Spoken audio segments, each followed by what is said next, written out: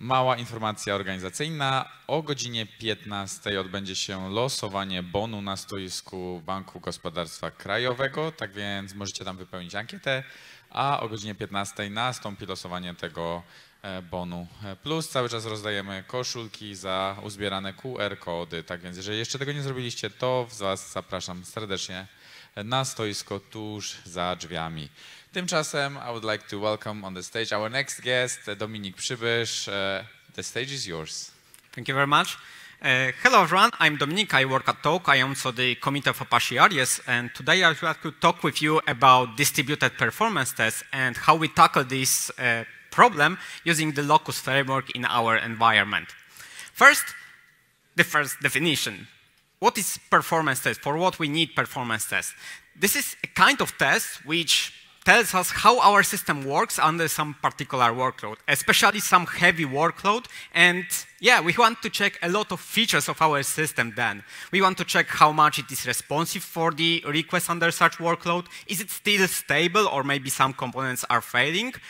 Are we still reliable? Do we still return the same answers as we expect? It's how we can scale and how we are using the resources available on our machines on which we are running our system. And a lot of other attributes that we want to check during the test.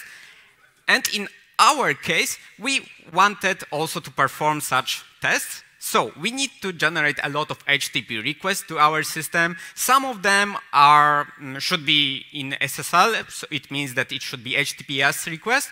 But sometimes we are in DMZ, so we don't have to care about SSL anymore. We wanted to check, of course, everything. If the responses are valid, the response counts are valid, if all the headers are included, and how our headers influence the output of our system. And we want to generate quite big traffic because we wanted to achieve nearly 700 gigabits per second. And if you look especially at the last number, you can spot that one testing machine is not enough for having such tests. So we need a distributed testing environment and also the framework for such tests. We also have some other requirements that are crucial for us. We wanted to generate complex scenario. We mimic in a proper way user sessions, not only one action, not only one HTTP request to the system, but some series of action to our system and how long it takes as a whole. And there are several ways how we are able to interact with our system, but of course everything goes to the HTTP. And in such HTTP methods, we want to control nearly everything to be sure that, for example, by adding some additional headers and reacting in that headers in our system, we are able to receive expected results, performance results. Some of our clients that we wanted to generate should work in a stateless way. We just send the request, receive the response. That's fine, we are checking it's fine, and that's all. Sometimes we want to have a stateful clients, which, for example, hit our server, and then, based on the response, do something, and in the next call of the same user, they are picking the previous action because, for example, we want to check how our caches in our application works. We wanted, on the level of configuration of such clients and also the communication on the HTTP level, we wanted to generate the configuration and check and set up a lot of things. For example, we need the dynamic DNS resolution. We have service discovery implemented in DNS server, so sometimes in our tests, we want to be in easy way able to, for example, disconnect from the traffic from several machines, and it was able just by giving our custom DNS resolution for the clients that we are generating. We also wanted to have semi-automatic redirects. What does it mean? It means that, for example, if to get some resource from our system, we have to go through, I don't know, 2, 3 redirects. Maybe we only want to measure the time spent for the first redirect. Maybe you wanted to skip the first redirect and only check how it works deeper. Yeah, this was because we have a lot of level of caches in our system exposed via HTTP.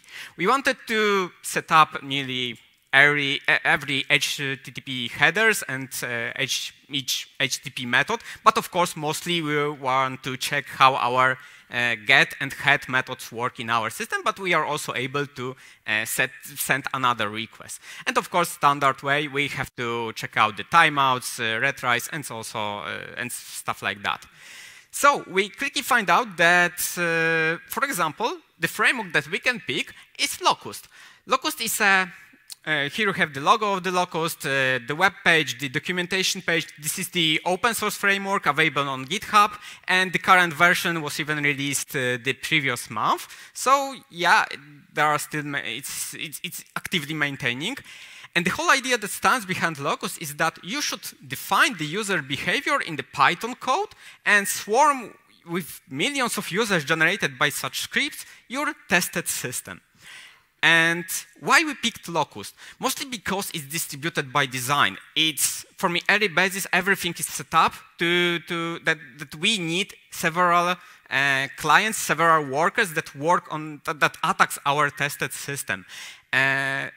And it's not somewhere that at the, I don't know, some chapter in the middle of documentation, there is one small akapit that, okay, if you really need to, you can run a distributed test. No, it's distributed by design.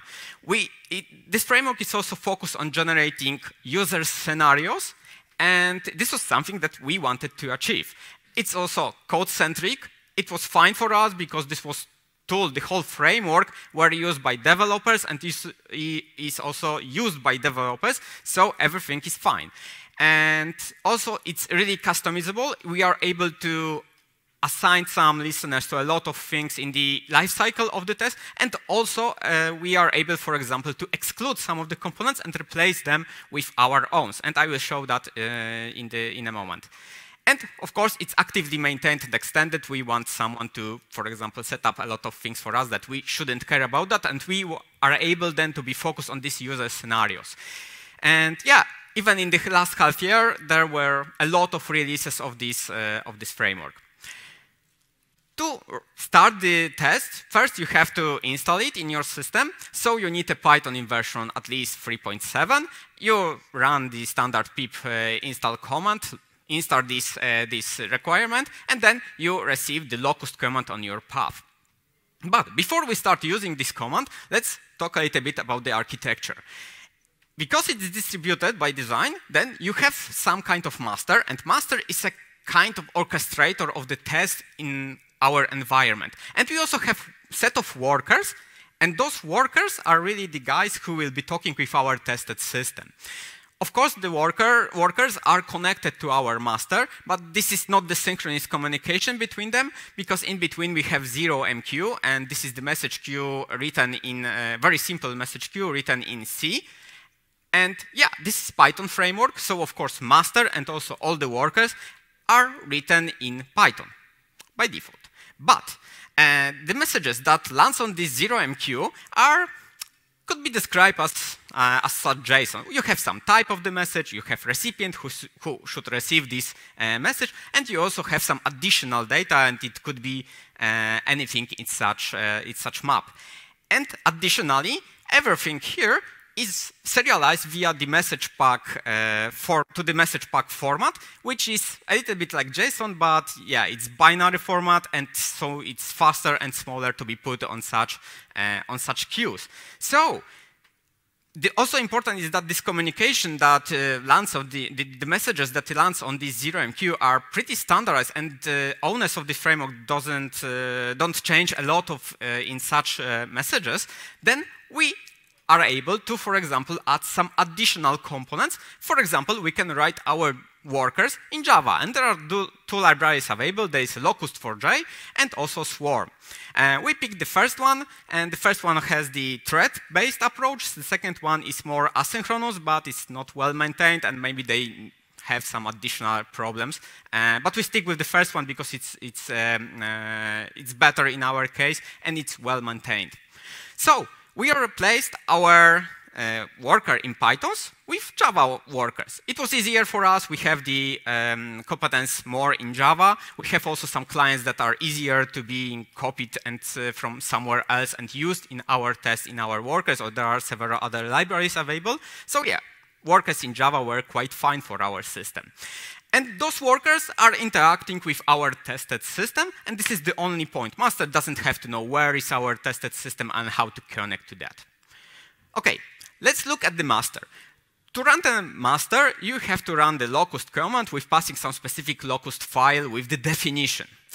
But because master is not interested about hitting our tested system, you have to pass here some configuration of the user, some definition of the user, but it could be dummy user, and we don't have to care. We also can write a lot of another configuration here, but I will mention that in a moment.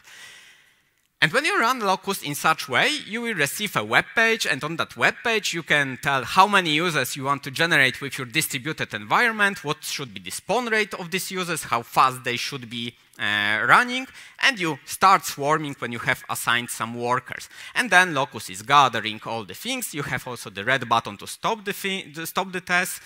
Always in the middle of the test, you can check, for example, what are the, look at the charts and, for example, have some already defined charts gathered from the metrics that master have. But it's not pretty convenient, especially that everything is distributed. We are working in remote work. We don't want to use this web page. It's not easy to add something to this web page to extend it in a lot of cases. So we very quickly switch to the headless mode in our test. And to run a headless mode, we have to pass the parameter -- headless and tell how many users and what is the spawn rate of this user, how fast they should be running in our test. We also have to tell what should be the default time for running the whole scenario of the user that we defined. Because we don't have any red button to stop the test. We also have to tell how many workers we want to have assigned to our master to start our test. And based on those parameters, master calculate how to spawn the traffic amongst all the connected workers. So at this moment of time, you have to find a balance between the spawn rate, number of users, runtime, and also the workers who are assigned to your master. And first, the default approach is that the shape of your test will look like that. Yeah, you are starting with 0 users, then you are increasing them in a linear way, and then you have a kind of plateau at the end when you have achieved all the users that you want to have. But there are a lot of different load test shapes that you can have in your environment. When I was starting working with Locust, there was something which was called the step load, and you have to tell here how many users in each steps you want to increase, and also what is the step time that you have to spend in some specific moment of time. It was easy to configure, you receive something like that, but yeah, it wasn't a good approach because people wanted to have something more. And instead of having only the linear approach or linear with step with constant things, we also wanted to have something more specific. For example, we wanted to have steps only on some specific levels, for example, 85% of users, 90% of users, and so on. Or maybe you even want to have something more custom, more specific for your environment. Maybe at the beginning you want to grow the number of users really, really fast until you hit some point, and starting from that point, you want to generate them more slowly and additionally even have some steps. This is also the great way how you can define the warm-up part of your test, because there is no other way to tell Locust that we want to have the warm-up. So yeah, to have all these things, to be able to implement all those things, because Locust is code-centric, we just need to define our own load test shape class, which inherits from that class, and such class will be picked by Locust and called approximately once per second. And here we need to define a tick method where we have to return what is the desired number of users to generate now and what is the spawn rate of generation of these users. So we are able to design any function that we have, and for each scenario, we are able to exchange it and, for example, have a different shape.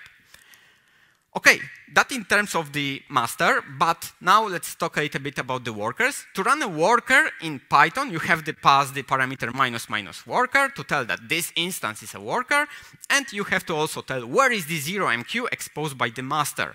And then you have to pass the file with the definition of our users. Of course, everything here is written in Python. In Java approach, we have nearly the same, but I cannot share our code.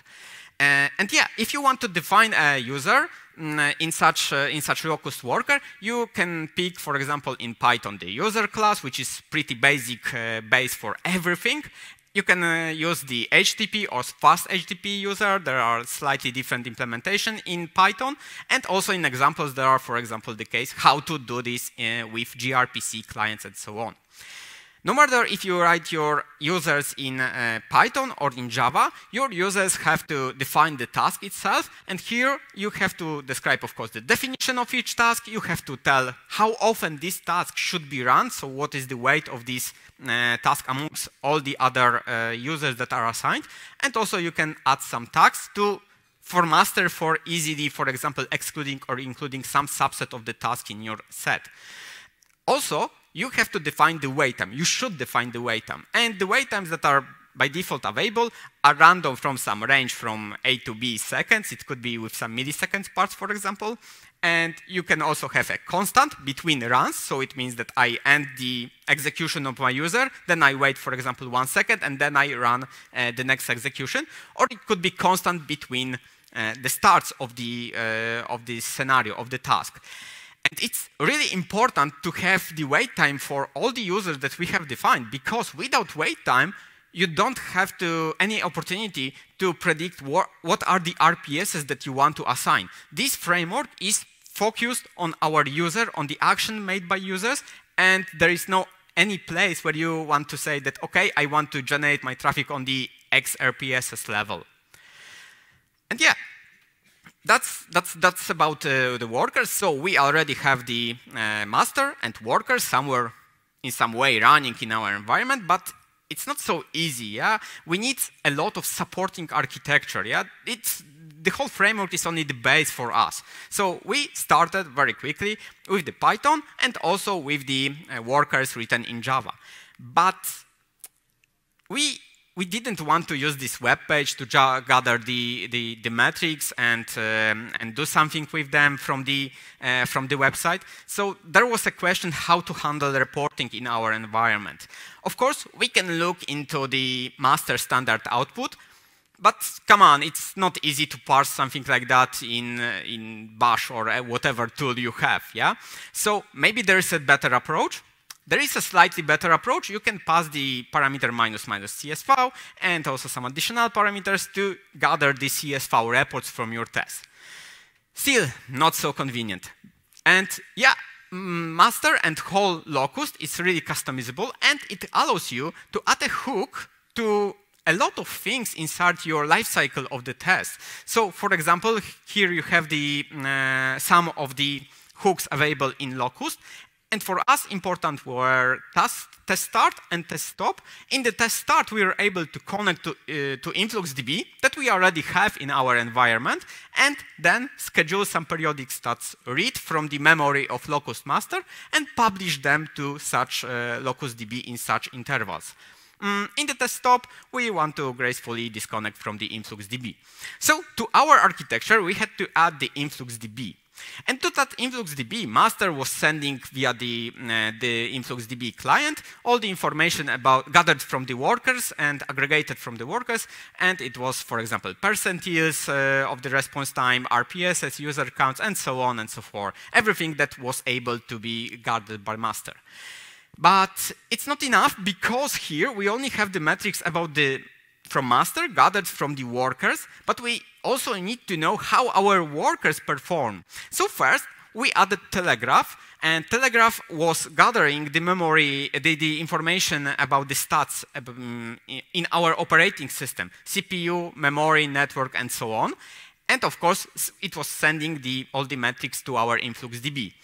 But additionally, we are working with JVMs, so we expose from our JVM Jolokia, and via Jolokia, we expose the metrics of our JVM worker, and also Telegraph was so kind to gather those information from Jolokia and also send all of them to InfluxDB.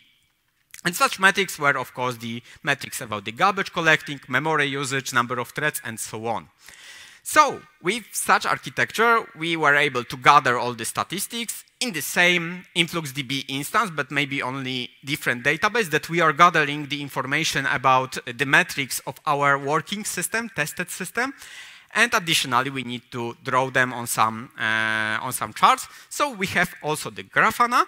And in Grafana, we are able to gather and draw all of those things that we have used. Even on the one dashboard in Grafana, we were able to combine the metrics of our testing system and our tested system and have a correlation everywhere in one place. So yeah, additionally to our architecture now, we also want to set up how our workers during run should what they should do. So we added the YAML files with configuration, which specific tasks that we have implemented in our workers should be executed. Maybe we have also here some additional toggles for our scenarios. So we need to distribute the YAML files amongst all of the available workers. And of course, there is a lot of components that have to be run in one moment and then turn off. So we used Ansible for orchestrating all the things. And in Ansible, you are writing some kind of playbooks where you define, okay, on that machine you want to install something, on that machine you want to install something, and then, for example, let's run something, or at the end, let's say uninstall everything. And it's important that in Ansible, you have to maintain the inventory file with definition where everything should be put. So, first, in our inventory file, we have to define where is the Grafana and InfluxDB to which we want to connect. Grafana here was only here to deploy easily some dashboards, predefined dashboards for our Locust environment. And we also have to define where is the Locust master. Well, there is only one single instance of Locust master in our environment. And we also have some number of workers. And these workers looks a little bit different than the information about the Locust master, because we have the additional parameter called instances. And we need those instances and several instances on one machine because of scaling that we want to achieve. The problem was that every test that I am talking today with you were running on the bare metals. And we were not using any kind of cloud solutions, any Dockers. Everything was running on bare metals. And that's on the screen, you have the examples of the classes of machines that we have. Some of them has, for example, 40 processors. Some of them have 32 processors. There was also one machine with 104 processors. And the network cards were also different on each of the class of these machines. And we have a lot of such machines in our data center.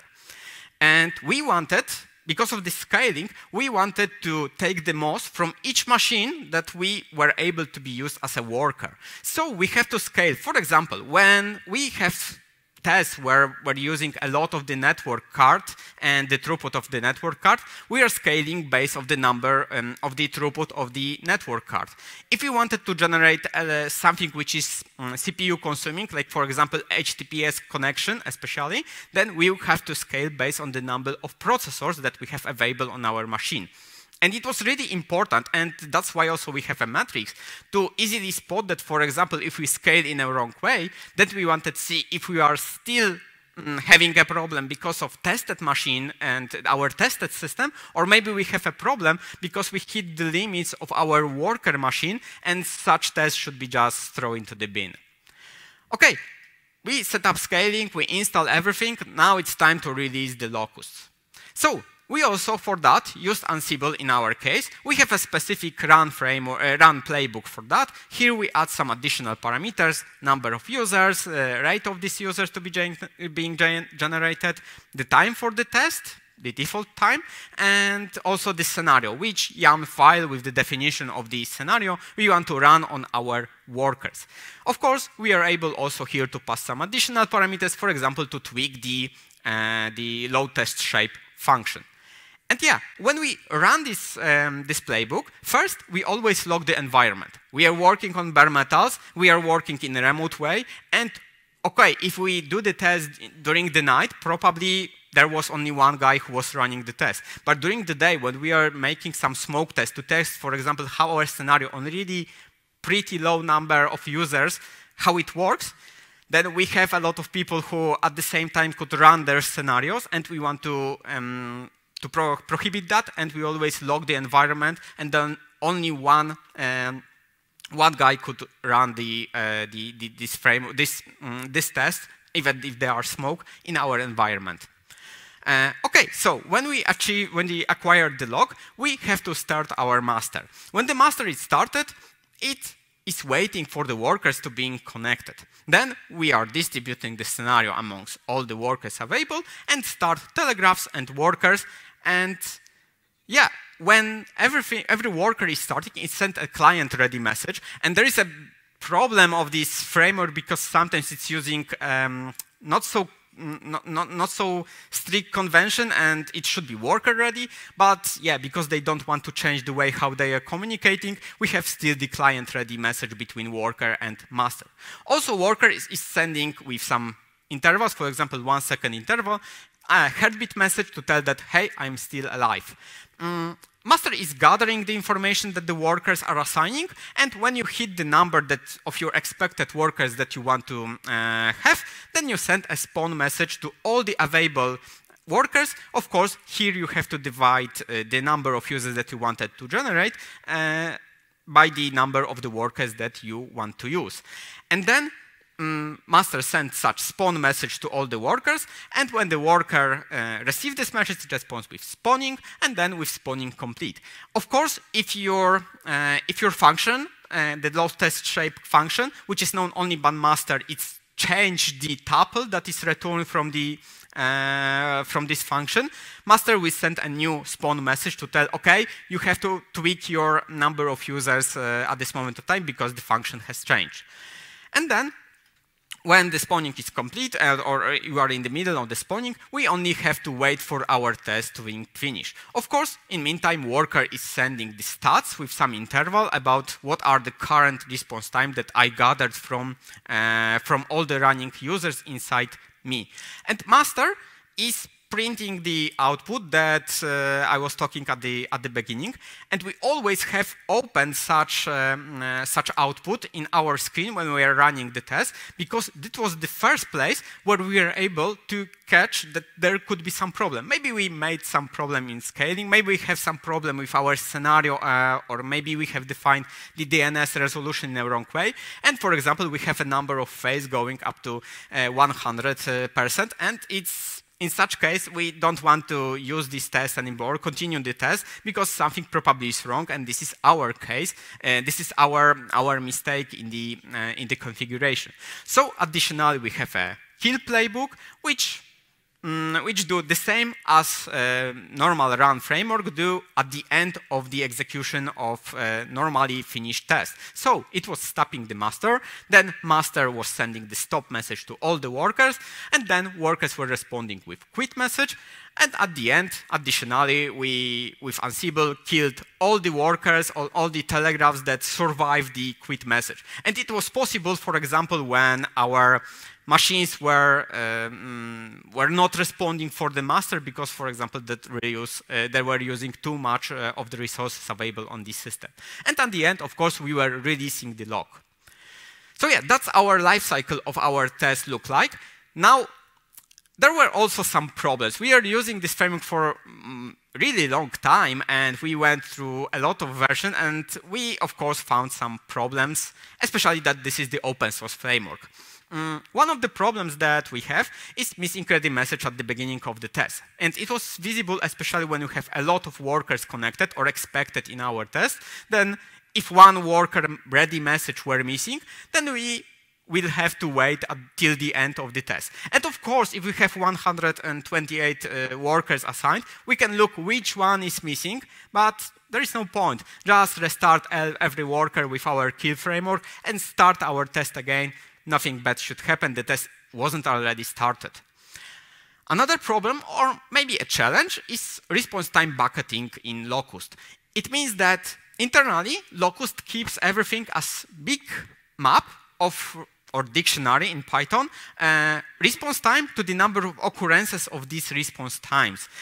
And you know that the response time could be any starting from 1 millisecond up to, I don't know, unlimited. So you can have a lot of keys available in such dictionary. So they made a decision to make a rounding, to save a memory, and don't allow to, for example, go out of memory on the master or maybe on all the available worker. So we have buckets for each millisecond, then we have a buckets for tens of milliseconds, then we have a bucket for hundreds of milliseconds, and then we have a bucket for each second. Probably we don't need bigger buckets. And yeah, it's really important for us because if you, for example, have a task and you want to check long-running task and you want to check performance of that task, if it's a lower or higher and previously it was on the level of 5 seconds and now you have 4.5, it's not easy to being spot with Locust. For us, we have really short response times, so it was acceptable for us and it wasn't a problem. Yeah, the next problem that we have were missing failures in Locust metrics. This was the problem of the library that we have picked. And here we saw that there are missing error messages, exception messages, then our workers should gather. And we saw them in our tested system logs and metrics. Also, they are visible in the logs of our workers, but they were not visible in our stats or in Grafana in InfluxDB. And the case was that there are two ways how you can report something from the Locust4j library. You can send record the result as record success and record failure. And the problem is that the second method has to do some additional work, so it's much slower. It has to calculate, for example, some MD5 hash. So to handle that problem, we can, of course, wait for all the failures to be gathered and the queues should be consumed and so on, but no one's want to check, and no one's want to wait. And the easier approach was to just use the record success to report failures in our case. Because we are not using the standard master implementation, how they gathering the information about the errors, then we were able in our worker to define that, okay, we are adding some suffix for the problems and say, okay, this is the exception, this is the normal execution of our task. And then in our InfluxDB client in master, we are able to, for example, filter such tasks, and I mean the stats, and in such, and for example, to the metric to InfluxDB, add some additional tag to describe that this is the error, you have to group them in some other place.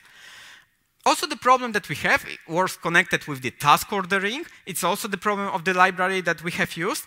The problem was that the tasks, when there are several groups of them, they were starting sequentially. For example, first we were starting the 60% of task A, 10% of task B, and then 50% of task C, and they were starting each after each. And this is not how our users should interact. When we want to have a scenario, when we have this percentage of user running in our system, we want to start them nearly at the same time, yeah? And of course, the numbers with such algorithm are pretty strict. They are always the same with several execution.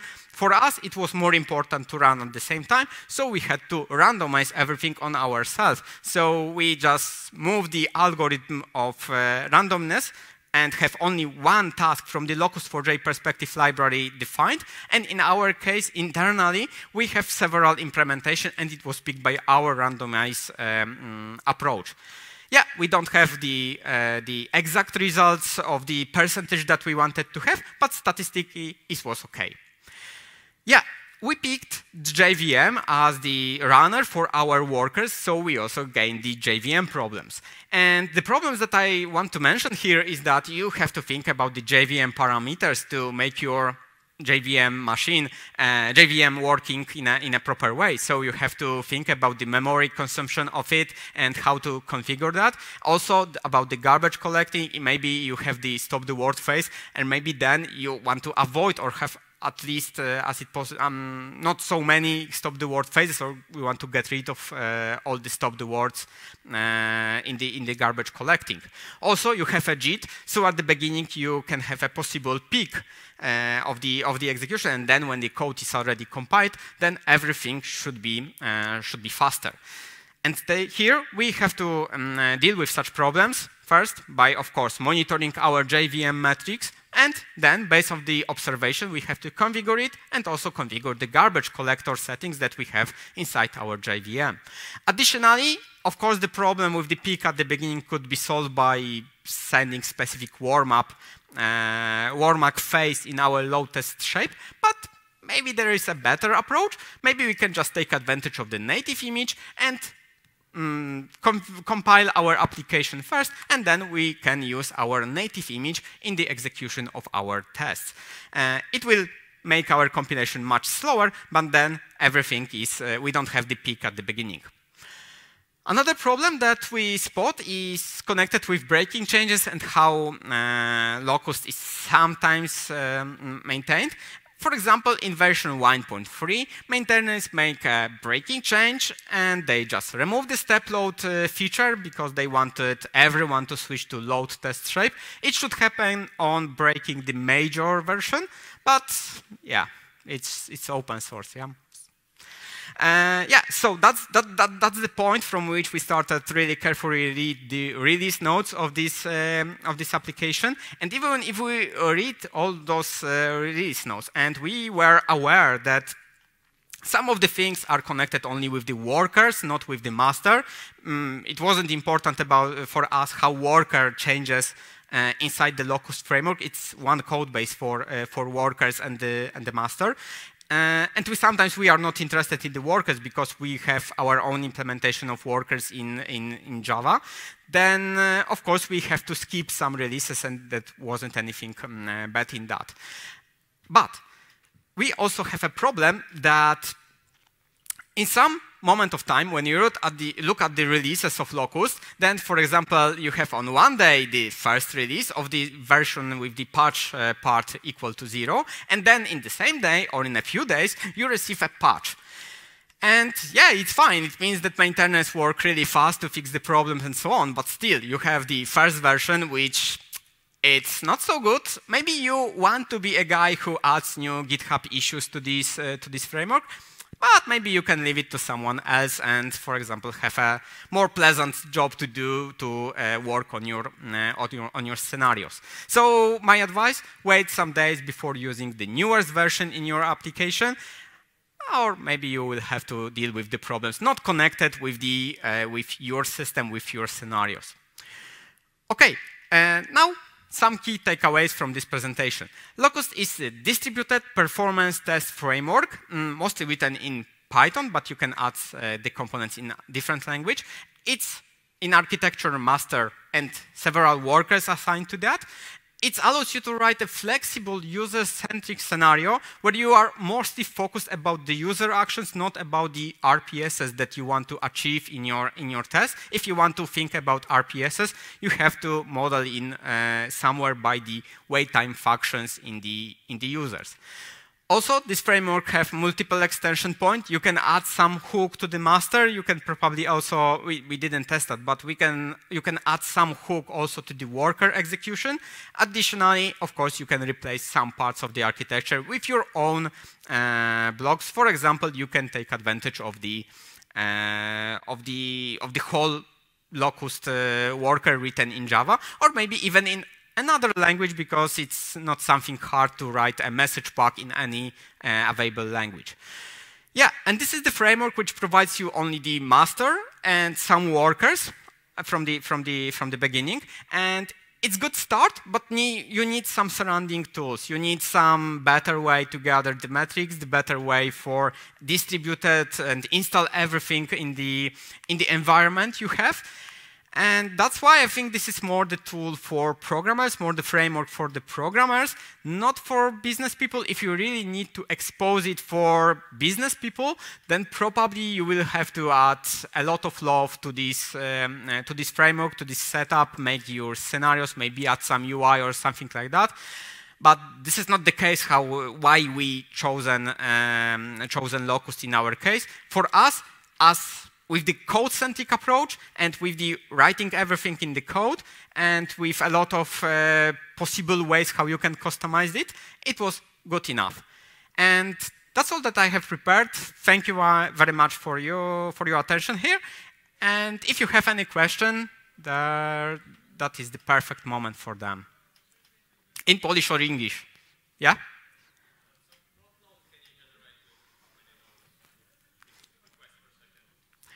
I can tell you.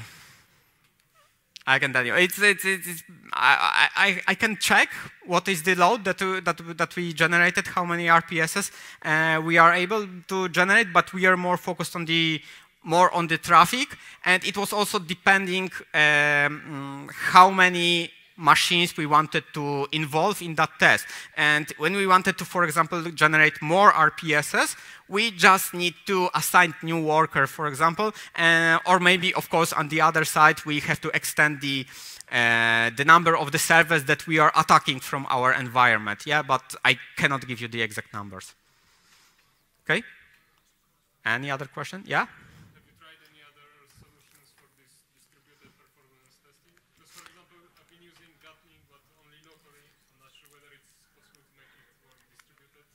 No, we didn't check Gatling. But also we were using it for the local test on one machine. We also look at the JMeter, but in JMeter we have several another problems that were easier for us to fix here in the code than somewhere in the JMeter. Of course, then you have to also distribute, run everything as you do in JMeter here, but.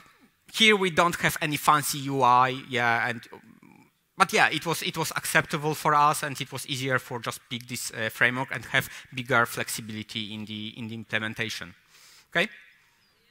Any other question? If not, then thank you very much.